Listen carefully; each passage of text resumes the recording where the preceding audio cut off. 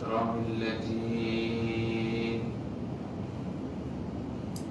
خلق الإنسان كرمه وعلمه من البيان ما لم يعلم فسبحان الذي لا يحصى امتنانه باللسان ولا بالقلم ونشهد أن لا إله إلا الله وحده لا شريك له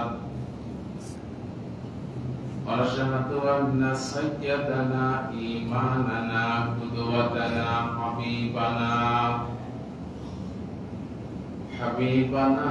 طبيبنا وطبيب روحنا محمد الذي أرسله بالحق بشيرا ونذيرا وداعيا إلى الله بإذنه وسراجا وقمرا منيرا فقد قال الله تعالى في كلامه المجيد وفي فرقانه الحميد সবাই পড়ুন আউযু বিল্লাহি মিনাশ শাইতানির রাজীম বিসমিল্লাহির রাহমানির রাহিম ক্বালা বুনু লাহু বুনিয়ানান ফালাকুহু ফিল জাহিম فردوا به كيدا فجعلناهم الأسفلين وقال إني ذاهب إلى ربي سيهدين رب هب لي من الصالحين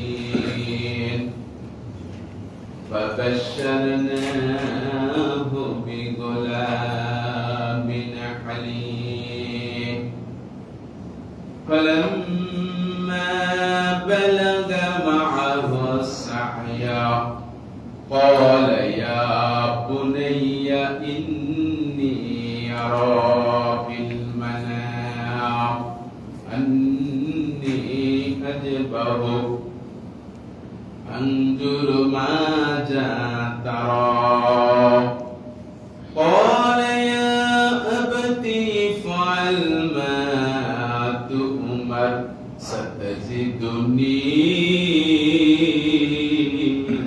إن شاء الله من الصابرين صدقت يا رب العالمين عن عائشة رضي الله تعالى عنها قال رسول الله صلى الله عليه وسلم ما عمل ابن آدم من أعمال يوم نهار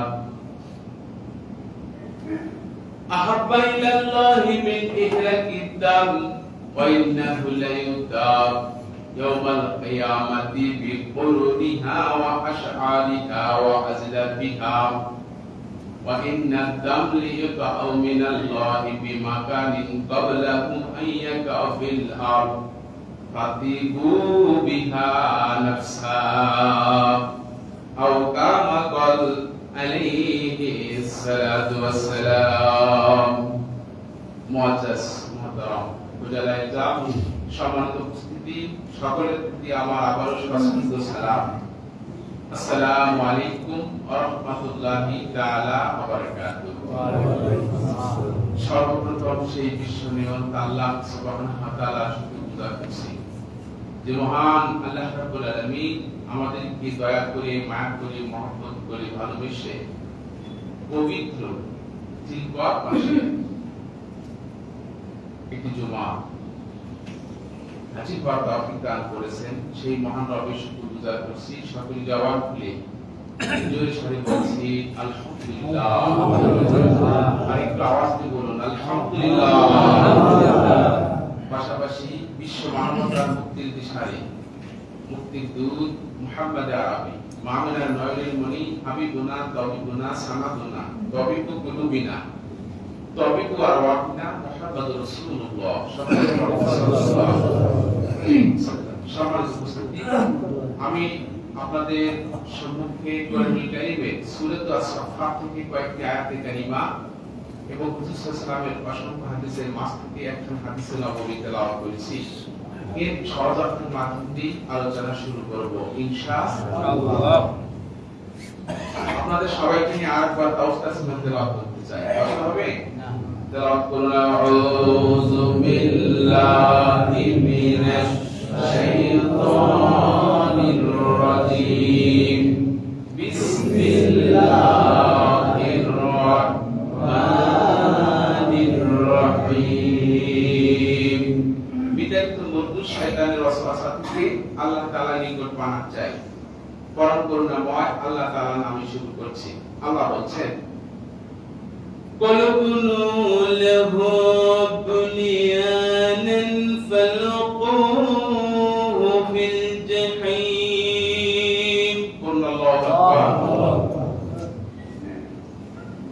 নমরুদ এবং তার এমপি মন্ত্রী সবাই মিলে ইব্রাহিম আলাইহিস সালামকে আগুনের কুণ্ডলিতে ফেলাইয়া দিতে হবে।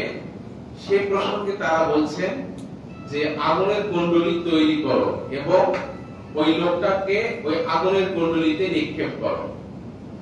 فَأَتَوْا بِهِ كَيْدًا فَجَعَلْنَاهُمُ الْأَسْفَلِينَ।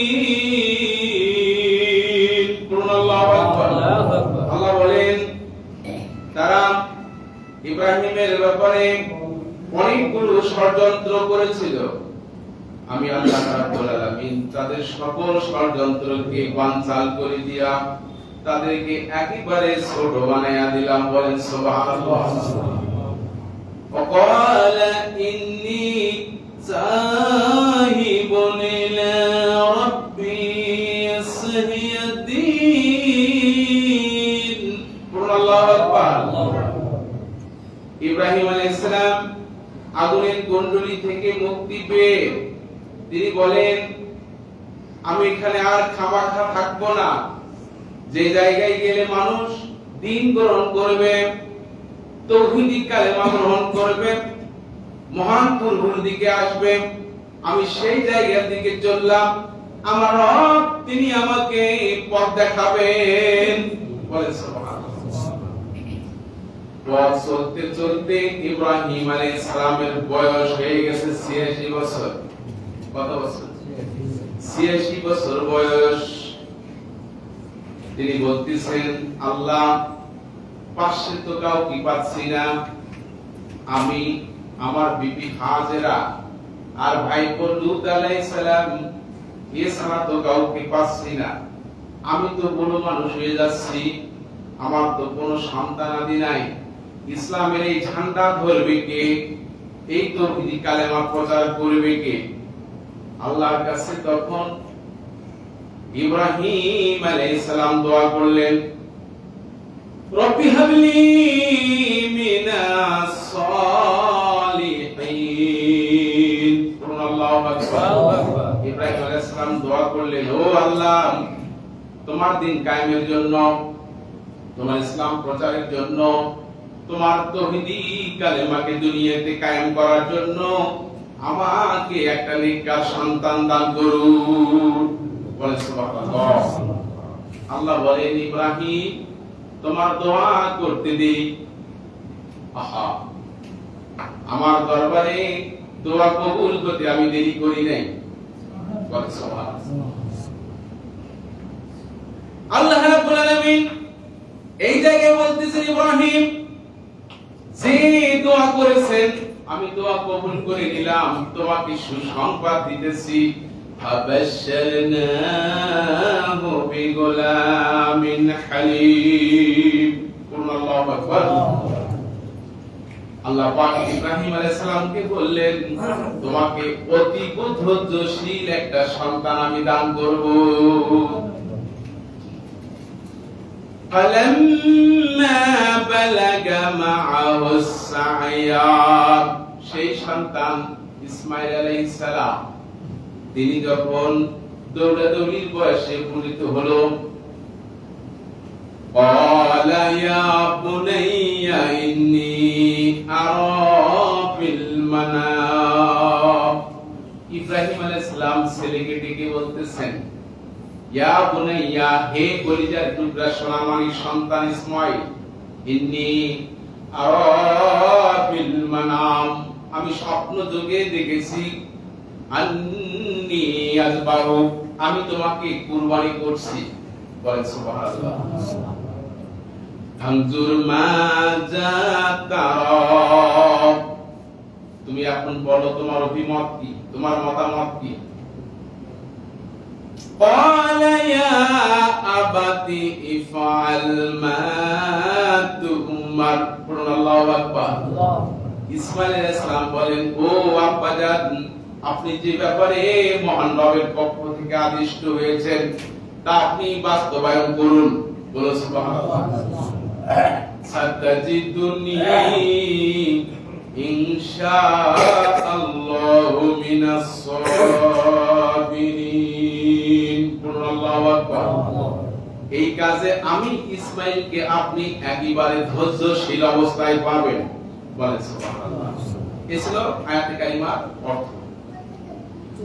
হাদিসের অর্থ বলছি, আন আয়েশা রাদিয়াল্লাহু তাআলা আনহা, হযরত আয়েশা সিদ্দিকা থেকে বর্ণিত, ক্বালা, তিনি বলছেন, ক্বালা রাসূলুল্লাহ সাল্লাল্লাহু আলাইহি ওয়াসাল্লাম, প্রিয় নবীজি বলেছেন, মিন আমালিন ইবনে আদম, আদম সন্তানদের কুরবানির দিনে যত কাজ আছে সেই কাজগুলোর মধ্যে সবচাইতে প্রিয় কাজ হলো কুরবানি পশুর রক্ত প্রবাহিত করা, অর্থাৎ কুরবানি করা। বলে সুবহানাল্লাহ।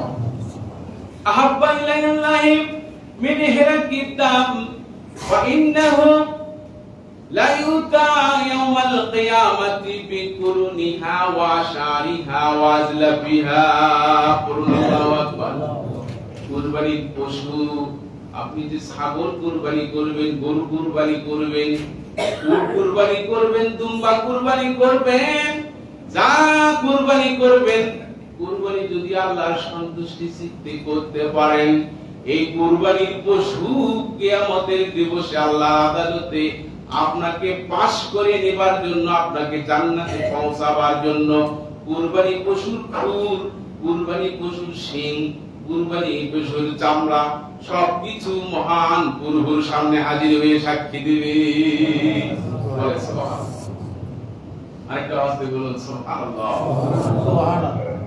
আল্লাহ নবী বলেছেন, তোমার পকেটে টাকা, এখন কুরবানির পশু ক্রয় করেন নেই, অথবা করে ফেলছেন, জবে করেনি নেই, আল্লাহর নবী বলেছেন, ইন্নাদ দামালি ইয়াকাউ মিনাল্লাহি বিমাকানিন ক্বাবলা ইয়াকাফিল আরদ। বলেন আল্লাহু আকবার। কুরবানি পশুর রক্ত জমিন স্পর্শ করার পূর্বে তোমার কুরবানি কবুল হয়ে গেছে। বলেন সুবহানাল্লাহ। ফাতিবু বিহা নাফসা, সুতরাং তোমার অন্তরাত্মাকে পরিচ্ছন্ন করে কালবিন সালিম হয়ে যাবতীয় পাপ কাজ থেকে বিরত থেকে হালালকে হালাল জেনে, হারামকে হারাম জেনে মহান রবের সন্তুষ্টির জন্য অন্তরটাকে পরিষ্কার করে কুরবানি করুন। আপনার কুরবানির ওসিলায় আল্লাহ আপনাকে জান্নাত দান করবে। একটু কালেমা পড়ে লা ইলাহা ইল্লাল্লাহ, আওয়াজ করে লা ইলাহা ইল্লাল্লাহ, লা ইলাহা ইল্লাল্লাহ মুহাম্মাদুর রাসূলুল্লাহ। পড়ে গেছে সাল্লাল্লাহু আলাইহি ওয়াসাল্লাম। হযরত ইব্রাহিম আলাইহিস সালামকে জেল খাটতে হয়েছিল। কি সে হাকিম রায় দিয়েছিল কি তার মৃত্যুদণ্ড। সেই মৃত্যুদণ্ডটা কেমন ছিল? ফাঁসি দিয়ে নয়। এখন যে ফাঁসি দিয়ে মৃত্যুদণ্ড দেওয়া হয় এরকম না, শুলি চড়ে না। সেই সময় ছিল চূড়ান্ত বিচার কার্য ফাইসালা মৃত্যুদণ্ডের সিস্টেম ছিল আগুনে পোড়ানো। রাষ্ট্রীয়ভাবে তাকে আগুনে পোড়ানোর ব্যবস্থা করেছিল নমরুদ। কথা ঠিক কিনা? কি জন্য? দুইটা কারণ। একটা কারণ হলো উনি মূর্তিকে দুধ কলা দেবে না। এক নম্বর, মূর্তিকে দুধ কলা দেবে না, মূর্তিকে ভোগ দেবে না। কথা কি বুঝতে পারতেছি? আর দুই নম্বর কারণ হলো নমরুদের আইন মানবে না। নমরুদের আইন মানা বলতে নমরুদের তৈরি করা আইন, অর্থাৎ মানব রচিত আইন ইব্রাহিম আলাইহিস সালাম মানবেন না। এই দুইটা কারণে তাকে জেল দিতে হয়েছে। এই দুইটা কারণে তার মৃত্যুদণ্ডের জন্য তারা আগুনে পোড়ানোর ব্যবস্থা করেছে। আমরা ইব্রাহিম আলাইহিস সালামের উত্তরসূরি। কি কথা ঠিক কিনা? এই পৃথিবীতে যত মুসলমান আছে সব মুসলমান আমরা কার উত্তরসূরি? ইব্রাহিম আলাইহিস সালামের উত্তরসূরি। তাহলে সেখান থেকে আমাদের শিক্ষা গ্রহণ করতে হবে, আমরা মানব রচিত আইন মানতে রাজি নই। আমরা ওই প্রতিমাকে যারা দুধ কলা দেয়, ভোগ দেয়, আমরা তাদের রীতিনীতি গ্রহণ করার জন্য আগ্রহী নই। কথা ঠিক? সম্মানিত উপস্থিতি, আমরা মানব কার আইন? এক আল্লাহর আইন। কোথায় পাইলাম এই কথা? ইব্রাহিম আলাইহিস সালামের কাছে। ইব্রাহিম আলাইহিস সালাম আমাদেরকে পিতা, আমাদের সকলের পিতা। কি বলে? আমাদের পিতা, আমাদের বাবা যে পথে চলে গেছেন আমাদেরকে সেই পথে হাঁটতে হবে। আমরা যদি সেই পথে না হাঁটি, বিকল্প পথে, মানব রচিত আইনের পথে, মানুষের মন করা আইনের পথে যদি হাঁটি, আমি যতই টুপি মাথায় দেই, আমি যতই ইমাম হই, আমি যতবারই হজ করি, আমি যতই যাকাত দেই, আমি যতই নামাজ পড়ে কপালে ক্ষয় করি, দাগ করি, কাজ হবে না। কি কথা বুঝতে পারলাম? সম্মানিত উপস্থিতি, ওনাকে আগুনের কুণ্ডলিতে ফেলাইয়া দিন। কোথায়? আগুনের কুণ্ডলি ফেলাই। আগুনের কুণ্ডলি কিন্তু একদিনে বানায়নি, 6 মাস লাগছে। কয় মাস? 6 মাস। আগুনের সেই তাপ দাও দাও দাও করে জ্বলা আগুন, তেজস্ক্রিয়তায় এত প্রখর, প্রায় 1 কিলোমিটার দূরে থেকে পাখি যদি উড়ে গেছে, ঝলসে পড়ে গেছে। কি কথা বুঝতে পারলাম?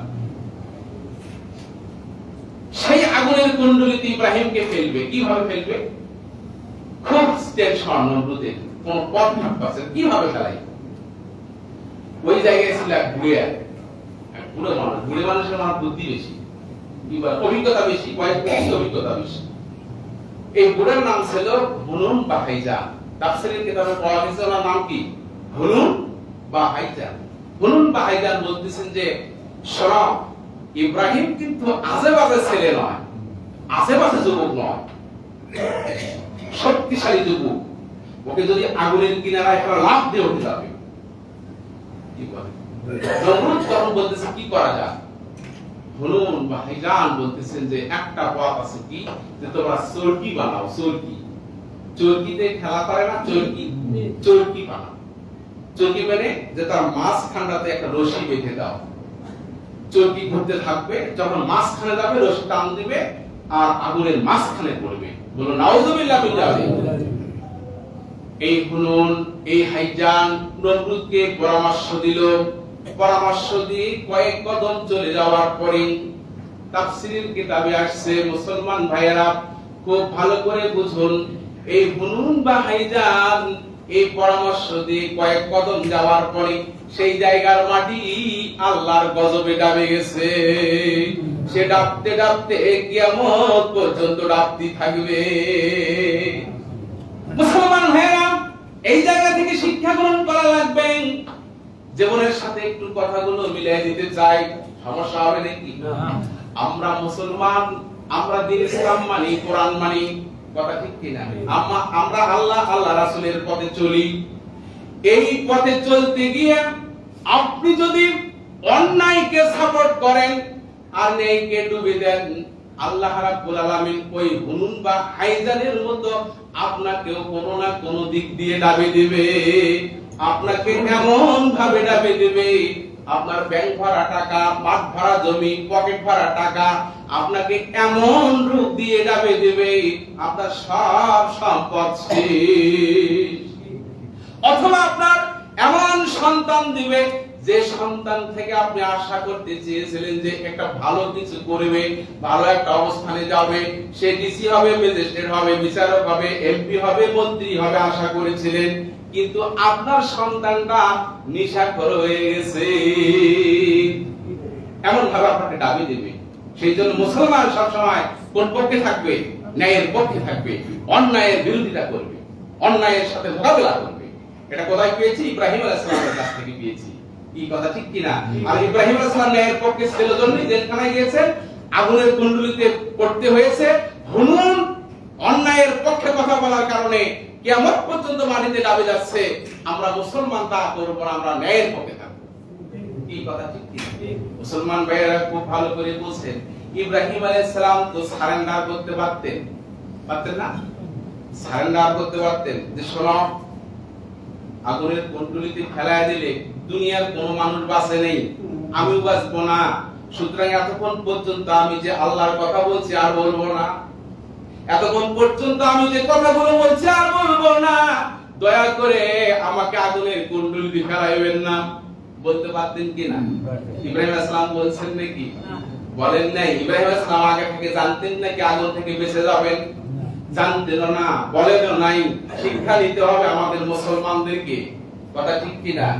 ইব্রাহিম আলাইহিস সালাম সারেন্ডার হলো না কেন? নমরুদের কাছে মাথা নত করলো না কেন? ইব্রাহিম আলাইহিস সালাম বলেন, নমরুদের কাছে যদি আমি আমার মাথা নত করি, আমি তার কথা যদি মেনে নেই, আমার মহান মাবুদ পরওয়ারদিগারে আলমের কথা আমি অমান্য করলাম, ওভারটেক করলাম, আমার ঈমান আকীদা থেকে আমি ছুটে গেলাম, আমার আল্লাহকে নমরুদের কাছে ছোট বানায়া দিলাম। এজন্য উনি সারেন্ডার করেননি, আগুনের কুণ্ডলিতে ফেলাইয়া দিচ্ছেন। জিবরাইল আমিন বলতেছেন, হে ইব্রাহিম, আমার 600 পাখা, কত পাখা?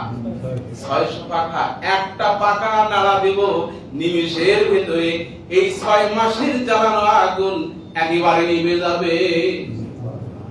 ইব্রাহিম আলাইহিস সালাম বলেন, জিবরাইল, আমি যেমন আল্লাহর সৃষ্টি, তুমিও কিন্তু আল্লাহর সৃষ্টি। আমার মাবুদ পরওয়ারদিগারে আলম ওয়াল হাইয়ুল কাইয়্যুম, আল্লাহু আকবার। উনি চিরঞ্জীব, চিরস্থায়ী, উনি এখনো আছেন, উনি সবকিছু দেখতেছেন। আমি যে কাজগুলো করছি আমার মাবুদের সন্তুষ্টির জন্য করছি। জিবরাইল, তোমার সাহায্যের আমার প্রয়োজন নেই, আমার মহান মাবুদ আছেন। বলেন সুবহানাল্লাহ। মুসলমান শিক্ষা গ্রহণ করতে হবে এই জায়গায়। কি শিক্ষা? আল্লাহর সৃষ্টির কাছে কিছু চাবো না, আল্লাহর সৃষ্টির কাছে মাথা নত করব না, আমাদের তাওয়াক্কুল বাড়াবো কার উপরে? আল্লাহর উপরে। আল্লাহর উপরে যত তাওয়াক্কুল বাড়াবো, মুসলমানের সাহায্য তত দ্রুত চলে আসবে। আজ মুসলমান আল্লাহর উপর তাওয়াক্কুল ছেড়ে দিয়ে ইহুদি খ্রিস্টানদের উপর তাওয়াক্কুল শুরু করেছে। কথা ঠিক কি না? আজ মুসলমান 95% মুসলমানের দেশ বাংলাদেশ, বাংলাদেশের মুসলমান আমরা আমাদের দেশ স্বাধীন বাংলাদেশ, কথা ঠিক কি না? আমরা আমাদের দেশে শান্তিতে আরামের সাথে সুষ্ঠু শৃঙ্খলতার সাথে এই দেশটাতে আমাদের ব্যক্তি জীবন, পারিবারিক জীবন, সামাজিক জীবন, রাষ্ট্রীয় জীবন, আন্তর্জাতিক জীবন সবকিছু জীবন চলবে কিনা বলুন? আমরা বাংলাদেশের যারা দায়িত্বে থাকে, এই দায়িত্বশীল মানুষগুলো কাফেরদের সাথে লাইন দিয়ে থাকে আর মনে করে যে এদের সহযোগিতা যদি আমরা না পাই তাহলে আমাদের দেশটা পরিচালনা করতে পারবো না। সুতরাং আমরা মুসলমান সেই তাওয়াক্কুল আল্লাহর উপর ছাড়িয়ে দিয়ে আমরা পার্শ্ববর্তী দেশের উপরে ভরসা করে আছি।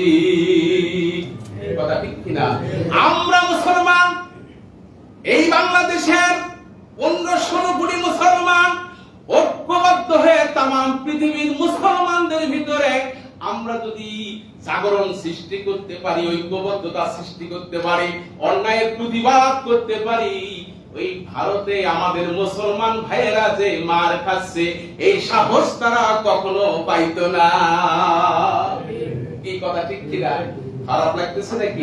মিকাইল আলাইহিস সালাম বলতেছেন, আল্লাহ অর্ডার করুন, পুড়ে যাচ্ছে, ফেলে দিয়েছে আগুনের ভিতরে, দগ্ধ আগুনের ভিতরে, আল্লাহ অর্ডার করুন আমি বৃষ্টি দেই, আমি বৃষ্টি বর্ষণের ব্যবস্থা করি। আল্লাহ বলেন, মিকাইল থামো, বৃষ্টি লাগবে না, আমি আল্লাহ আছি।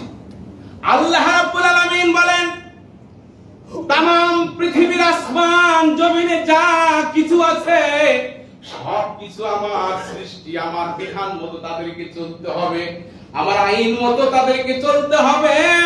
আল্লাহ রাব্বুল আলামিন আগুনকে ডাক দিলেন, বলেন আমার সাথে, ইয়া নারুকুনি বারদাও ওয়া সালামান আলা ইব্রাহিম। আল্লাহু আকবার। আল্লাহ ডাকলেন, আগুন থামো, ও আগুন থামো, খবরদার খবরদার, তুমি এমন উত্তপ হবে না যে ইব্রাহিমকে পুড়ে ছারখার করে দিবা, আর তুমি এমন ঠান্ডা হবে না যে বরফ বেঁধে যাবা। সালামান আলা ইব্রাহিম, তুমি ইব্রাহিমের উপরে আরামদায়ক হয়ে যাও, শান্তিপূর্ণ হয়ে যাও। বলুন সুবহানাল্লাহ। আগুন আল্লাহর আইন মানছে কি মানে নাই? আমরা মানুষ, পৃথিবীর মানুষ, আমরা সবাই কি আল্লাহর আইন মানতেছি নাকি? কাফেররা তো মানবে না, ইহুদি খ্রিস্টানেরা তো মানবে না। আমরা মুসলমানেরা কি সবাই আল্লাহর আইন মানতেছি নাকি? আমরা মুসলমানেরা আল্লাহর আইন মানার জন্য ভাগাভাগি করে নিয়েছি। নামাজ রোজা হজ যাকাত ঠিকই করব, ব্যক্তি জীবন, পারিবারিক জীবন, সামাজিক জীবন, রাষ্ট্রীয় জীবন, আন্তর্জাতিক জীবন কার আইনে চলে চলুক, ওই দিকে দেখার সময় নেই। না, আমাদের সব জায়গায় মহান রবের আইন মানতে হবে। এই কথা ঠিক কি না? সম্মানিত উপস্থিতি, ভালো করে বুঝুন। আগুনের কুণ্ডলিতে ফেলাইয়া দিল ইব্রাহিম আলাইহিস সালামের একটা পশম পড়ে নেই। বলেন সুবহানাল্লাহ। সে আল্লাহ আছে না নাই? সে আল্লাহ এখনো আছে না নাই? সে আল্লাহ যদি এখনো থাকে, তাওয়াক্কুল আমাদের বাড়াতে হবে মুসলমানকে। মুসলমান আমরা যত তাওয়াক্কুল আল্লাহর উপর বাড়াবো, আল্লাহর উপর ভরসা করব, ঈমান ইয়াকিনের সাথে কাজ করব, শর্ত পূরণ করব, চেষ্টা চালাবো, আল্লাহর পক্ষ থেকে সাহায্য আসবে। চেষ্টা নাই, সাহায্য আসবে না। কি কথা ঠিক কি না? একটা পশম পড়ে নেই, এমনকি গায়ে যে কাপড়টা ছিল পড়ে নেই। ইব্রাহিম আলাইহিস সালামের হাত বাঁধা ছিল যে রশি দিয়ে, এই আগুন এই রশি খেয়ে ফেলেছিল। বলেন সুবহানাল্লাহ। সম্মানিত উপস্থিতি, এরপরে ইব্রাহিম আলাইহিস সালাম আগুনের কুণ্ডলী থেকে মুক্তি পেয়ে গেলেন। পরে তিনি ভাবতেছেন এখন কি করব? আল্লাহ বলেন যে চক্রান্ত সবেদের শেষ করে দিয়েছি। এদের সব চক্রান্ত আমি বানচাল করে দিলাম। ইব্রাহিমের ব্যাপারে আল্লাহ যে চক্রান্তগুলোর কথা বলেছেন সেগুলো কি শুনবেন নাকি? এক নম্বর চক্রান্ত ছিল ইব্রাহিমকে শেষ করে দেব আগুনের কুণ্ডলীতে, তাহলে আর দুনিয়াতে মুসলমান থাকবে না। এই যে আমরা মুসলমান, এই যে উত্তরসূরি ইব্রাহিমের এটা আমরা যেন না থাকতে পারি। এটা এক নম্বর চক্রান্ত ছিল যে কালেমা প্রচারের জন্য আর কেউ থাকবে না। আছে না নাই? কিয়ামত পর্যন্ত থাকবে। কি কথা ঠিক কি না? আর নমরুদ প্রমাণ করতে চেয়েছিল যে ইব্রাহিমের আল্লাহ আমি নমরুদের সাথে পারিনি। বলো নাউযুবিল্লাহ মিন যালিক। আর চেয়েছিল কি ওই দেশে যতগুলো থানা ছিল, যতগুলো আসন ছিল, যতগুলো এমপি মন্ত্রী হবে সবগুলো একাই নমরুদ করে নেবে, সবগুলো একাই করে নেবে। আমার মহান মাবুদ করার দিকে আল্লাহ বলছে না, তুমি একাই পাবা না, আমার ইব্রাহিম তোমার প্রতিদ্বন্দ্বী। বলেন সুবহানাল্লাহ। এরপরে ইব্রাহিম আলাইহিস সালাম আগুনের কুণ্ডলী থেকে মুক্তি পেলেন। পরে তিনি বলতেছেন অকালা ইন্নী যাহিবুন ইলা রাব্বি সাহিয়াদিন, আমি আমার রবের দিকে চললাম, আমি খামাখা আর দেশে থাকবো না। তিনি বললেন ওমান আহসানু কওলাম মিম্মান দাআ ইলাল্লাহি ওয়া আমিলা সালিহান ওয়া ক্বালা ইন্নানি মিনাল মুসলিমিন। আল্লাহু আকবার। ইব্রাহিম আলাইহিস সালাম বলেন যে ওই ব্যক্তি সেইতে উত্তম আর কে হতে পারে যে মানুষকে আল্লাহর দিকে ডাকে আর নিজেকে পরিচয় দেয় আমি মুসলমান। বলেন সুবহানাল্লাহ। এই চিন্তা চেতনা নিয়ে ইব্রাহিম আলাইহিস সালাম ভিটামাটি ছেড়ে, জায়গা জমি ছেড়ে, আত্মীয় স্বজন পাড়া প্রতিবেশী সবকিছু ছেড়ে তিনি বের হলেন। সাথে শুধু হাজেরা আর লূত আলাইহিস সালাম, লূত আলাইহিস সালাম ভাই লূত আলাইহিস সালাম সাথে ছিল। এরপর উনি দোয়া করলেন মাবুদের কাছে, আল্লাহ আমাকে সন্তান দাও, রব্বি হাবলি মিনাস সলিহিন। সংক্ষেপে বলি, আর জুমা বেশি নাই, আর একটা জুমা আছে। কি কথা ঠিক কি না? সংক্ষেপে বলি, রব্বি হাবলি মিনাস সালিহিন, নেককার সন্তান চাইলেন। নেককার সন্তান কাকে বলে? নেককার সন্তান ওই সন্তানকে বলে যে অন্যায়কে উৎখাত করে দিয়ে ন্যায় প্রতিষ্ঠা করে, অন্যায়ের বিরোধিতা করে, সে হলো নেককার সন্তান। নেককার সন্তান কিন্তু ওই সন্তান নয় যে নেশা করে, কি বলে জনশক্তি হোক, যে নেশা করে, মদ পান করে, যে হারাম খায়, সুদ খায়, ঘুষ খায়, জিনা, বেবিচারি, সন্ত্রাসী, চাঁদাবাজি, যত ধরনের মাস্তানি, গুন্ডামি, ভণ্ডামি আছে সবকিছুর সাথে জড়িত থাকে, এমন সন্তান নেককার সন্তান নয়। এরকম সন্তান ইব্রাহিম আলাইহিস সালাম চাননি। কি কথা ঠিক কিনা? ইব্রাহিম আলাইহিস সালাম সন্তান চেয়েছেন কেমন? যে সন্তান অন্যায়কে দূরীভূত করে দিয়ে ন্যায় কায়েম করবে। বলেন সুবহানাল্লাহ। আল্লাহ সন্তান দিলেন, আল্লাহ সন্তান দিয়ে দিলেন। 86 বছর বয়সে কাকে দিলেন? ইসমাঈল আলাইহিস সালামকে। আর 99 বছর বয়স যখন আরেকটা ছেলে সন্তান দিলেন ইসহাক আলাইহিস সালাম। বলেন সুবহানাল্লাহ। 86 ইসমাঈল আর 99 বছরে ইসহাক আলাইহিস সালাম। কার কাছে চাইছেন সন্তান? আল্লাহর কাছে। একটু জীবনের সাথে মিলাই, সময় কম, জীবনের সাথে একটু মিলাই দেই। আমরা যাদের ছেলে মেয়ে নাই, ছেলে আছে মেয়ে নাই, মেয়ে আছে ছেলে নাই, একেবারে ছেলে মেয়ে কিছুই নাই, কার কাছে চাবো? না পীরের কাছে, না মাজারের কাছে, না যে কবরে শুয়ে আছে তার কাছে? তা আপনারা অনেকেই আছেন, পাঁচ ওয়াক্ত নামাজি, হাজী মানুষ, এমনকি আলেম মানুষ অনেকেই আছেন। ইব্রাহিম আলাইহিস সালাম আমাদের জাতির পিতা, তার পিতার কাছ থেকে শিক্ষা নিতে হবে না? বড় মানুষকে যদি আল্লাহ সন্তান দেয়, তাহলে আমরা কেন পীরের কাছে চাবো? কেন মাজারের কাছে চাবো? কেন মাজার আল্লাহর কাছে চাবো? কেন আমরা সেখানে মান্যত করব? এটা তো শিরকি আকীদা, আমরা পোষণ করব না। কি কথা ঠিক কি না? এরপরে আল্লাহ রাব্বুল আলামিন বলেন, ফালাম্মা বালাগা মাহু সায়া ক্বালা ইয়া বুনাইয়া ইন্নী আরা ফিল মানাম। আল্লাহু আকবার। আল্লাহ রাব্বুল আলামিন হযরত ইব্রাহিম আলাইহিস সালামকে স্বপ্ন যোগে দেখাচ্ছেন, পরীক্ষা চলছে, কঠিন পরীক্ষা, তার জীবনের সবচেয়ে কঠিন পরীক্ষা কয়েকটা, তার মধ্যে একটা কঠিন পরীক্ষা হলো নিজের বিবি হাজেরা এবং ইসমাইলকে মরুভূমিতে রেখে আসা। কঠিন পরীক্ষা কিনা? কঠিন পরীক্ষা। ইব্রাহিম আলাইহিস সালাম কে আল্লাহ জানিয়ে দিচ্ছেন, ইব্রাহিম তোমার বিবি হাজেরা এবং তোমার সন্তান ইসমাইলকে মরুভূমিতে রেখে আসো। ইব্রাহিম আলাইহিস সালাম বিবি হাজেরা এবং ছোট বাচ্চা ইসমাইলকে সামান্য পানি, সামান্য খাবার দিয়ে সেই মক্কা মরুভূমিতে রেখে আসতেছেন। হাজেরা আল্লাহু আকবার। হাজেরা ডাক দিয়ে বলতেছেন, প্রাণের স্বামী ইব্রাহিম, আমাদেরকে এই জায়গায় একাই ফেলে যাচ্ছ, সামান্য খাবার, সামান্য পানি। ইব্রাহিম বলো, এই অর্ডার তোমার না, তোমার রবের না, আমার রবের। বলেন সুবহানাল্লাহ। ইব্রাহিম আলাইহিস সালামের চোখে পানি, মুখ দিয়ে কথা আসতেছে না, আকাশের দিকে চেয়ে আছেন। আল্লাহু আকবার। মাথা নিচু করে বলতেছেন, হাজেরা শোনো, এই অর্ডার আমার না, মহান রবের। হাজেরা বলতেছেন, ইব্রাহিম বুঝতে পেরেছি যে খাবার, যে পানি দিয়েছেন আমাদের সমস্যা নাই, আমার রবের অর্ডার যদি হয়, আমার রবই আমাদের খাবারের ব্যবস্থা করবেন। বলে সুবহানাল্লাহ। কি তাওয়াক্কুল, কি বলেন, কি ভরসা। মুসলমান ভাইরা, বিবি হাজেরা পানির জন্য দৌড়দৌড়ি করছেন, এমন সময় কার থেকে আওয়াজ আসতেছে, হাজেরা তোমার সন্তান ইসমাইল যেই জায়গায় পা দিয়ে লাফাচ্ছে সেই জায়গায় পানি তালাশ করো, পেয়ে যাবে। বলে সুবহানাল্লাহ। হাদিউল হারামাইন আছেন জমজম কূপ, সেই কূপ ইসমাইলের পায়ের চিহ্ন, সেই জায়গা থেকে আল্লাহ পাক কুদরতি ভাবে তুলে দিয়েছেন। বলেন সুবহানাল্লাহ। স্বপ্ন দেখলেন, পরপর কুরবানি করলেন, স্বপ্নে দেখলেন যে দিন, সেই দিন ছিল ইয়াউমে আরাফা, জিলহজ মাসের 8 তারিখ। কয় তারিখ? ইয়াউমে তারবিয়া, স্বপ্ন দেখার দিন 8 তারিখ। এরপরে কি কুরবানি করবেন চিন্তা করছেন, রাত্রিবেলা স্বপ্নে বলতেছেন তোমার প্রিয় জিনিস কুরবানি করো, বলে সুবহানাল্লাহ। এক পাশ থেকে কুরবানি করে, কি বলে?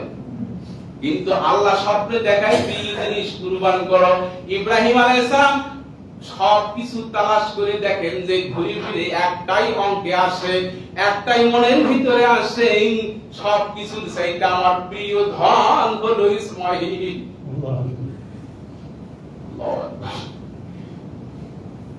যেদিন তিনি পরিচয় পাইলেন সন্তান ইসমাঈলের, সেই দিন ছিল ইয়াউমে আরাফা, আরাফার দিন, পরিচয়ের দিন, বলেন সুবহানাল্লাহ। হাজিউল হারামাইনদেরকে সেখানে উপস্থিত হতেই হয়, কি বলে? এরপরে যেদিন কুরবানি করবেন ওই দিনটা ছিল ইয়াউমে নহর, জিলহজ মাসের 10 তারিখে, সামনে আসছে আমাদের সামনে, কি কথা ঠিক কিনা? ইব্রাহিম আলাইহিস সালাম বিবি সারাকে বলতেছেন, সারা স্বপ্নে দেখেছি, বুঝতে পেরেছি ইসমাঈলকে কুরবান করতে হবে। সারা কোনো চিন্তা না করে বললেন, যাও যাও, শুভ কাজ তাড়াতাড়ি করো। ইব্রাহিম চোখের পানি ছেড়ে দিয়ে বলেন, বিবি সারা, তুমি একটু কি চিন্তা করলা না? কোন কাজটা আমি করতে যাচ্ছি, তোমার কি একটু মায়া হলো না? এই কথা বলে ইব্রাহিম আলাইহিস সালাম চলে গেলেন, গিয়ে বললেন, হাজরা কি ইসমাঈল কোথায়? ইসমাঈল কোথায়? হাজরা ইসমাঈলকে এনে দিলেন, বলে সুবহানাল্লাহ। বাবাকে দেখে আল্লাহু আকবার, চোখের পানি ছেড়ে দিয়ে ইসমাঈল কাঁদছেন, বলে সুবহানাল্লাহ। ইব্রাহিম আলাইহিস সালাম বলতেছেন, ইসমাঈল কাঁদো কেন? ইসমাঈল বলেন, বাবা এত বছর পর আসলেন, 12 বছর পর আসলেন, 12 বছর পরে আমাদের কথা তোমার মনে পড়লো, বলেন সুবহানাল্লাহ। ইব্রাহিম আলাইহিস সালাম বললেন, হাজেরা তোমার সন্তানকে সাজিয়ে গুজিয়ে দাও, আমি এই আসমান জমিনের সবচাইতে বড় ধনী, যে সে ধনীর বাড়িতে নিয়ে যাবো খাবারের জন্য। আল্লাহু আকবার, আল্লাহু আকবার। সাজিয়ে দিল। হাজেরা বললেন, যাও নিয়ে যাও, তোমার সন্তানকে তুমি নিয়ে যাবা, আমার আপত্তি নাই, তবে আমার একটা কথা হলো মাগরিবের আগে নিয়ে আসবা, বলে সুবহানাল্লাহ। কারণ আমি ইসমাঈলকে না দেখে থাকতে পারবো না, বলে সুবহানাল্লাহ। ইসমাঈলকে নিয়ে গেলেন ওই যেখানে মিনা বাজার, যেখানে হাজিউল হারামাইন কুরবানি করেন, যারা দেখেছেন সচক্ষে হাজিউল হারামাইন আছেন, সেখানে গিয়ে বলতেছেন, ইন্নী আরাবিল মানাম, বাবা স্বপ্নে দেখেছি আমি তোমাকে কুরবানি করছি, ফানজুর মা যাতারা, বলো তোমার মতামত কি? আমরা যদি আমাদের সন্তানকে বলতাম, এই যুগের সন্তানদেরকে, যে এবারে ঈদে তোমারে কুরবানি করব, এমন সন্তান আছে এমন ভাষায় বলতো যে তোমাকে বাবা মানি না, কি বলে? ইসমাঈল আলাইহিস সালাম বলেন, ক্বালা ইয়া আবাতি ইফআল মা তুমার, বলেন আল্লাহু আকবার। বাবা যে আদেশ করেছে তা বাস্তবায়ন করুন। ইব্রাহিম আলাইহিস সালাম রশি বের করলেন, চাকু বের করলেন। ইসমাঈল আলাইহিস সালাম বলেন, বাবা রশি কেন, চাকু কেন, বুঝতে পেরেছিস কুরবান করতে হবে। ইব্রাহিম আলাইহিস সালাম বলেন, বাবা তোমার হাত বাঁধবো, পা বাঁধবো, তোমার হাত পা যদি আমি না বেঁধি তুমি জবে করতে ডিস্টার্ব করবা। ইসমাঈল আলাইহিস সালাম বলেন, সাতাজিদুনি ইনশাআল্লাহ মিনাস সাবিরিন, বলেন আল্লাহু আকবার। ইসমাঈল আলাইহিস সালাম বলতেছেন, বাবা হাত পা বাঁধবেন, এই কুরবানি করার পরে এই কথা, এই সংবাদ আমার মাকে জানাবেন নাকি? ইব্রাহিম আলাইহিস সালাম বলে, হ্যাঁ আমি এই পাশে যাবার সময় তোমার মাকে বলবো, হাজেরা তোমার ছেলেকে আমি মিলাই কুরবানি করে এসেছি, বলে সুবহানাল্লাহ। চারটি খালি পরীক্ষা নাকি? কঠিন পরীক্ষা। বাবা এই কথা বলার সাথে সাথে আমার মা পাগলিনী হয়ে যাবে, পাগলির মতো হয়ে যাবে, ছুটে আসবে, এসে যখন দেখবে আমার হাত বাঁধা, আমার পা বাঁধা, আপনার ব্যাপারে আদালতে মামলা করবে। সুতরাং আমি বলতেছি হাত পা বাঁধতে হবে না, আমি স্বয়ং নিজেই রাজি, আমাকে জোর করে আপনি জবে করতেছেন না। সাত্তাজিদুনি ইনশাআল্লাহ, আল্লাহু আকবার, আমি কোনো নড়চড় করব না, আপনি জবে করবেন। বলেন সুবহানাল্লাহ। সম্মানিত উপস্থিতি, আজকের আলোচনা এখানে শেষ করছি। ওয়া আখিরু দাওয়ানা আলহামদুলিল্লাহি রাব্বিল আলামিন। আসসালামু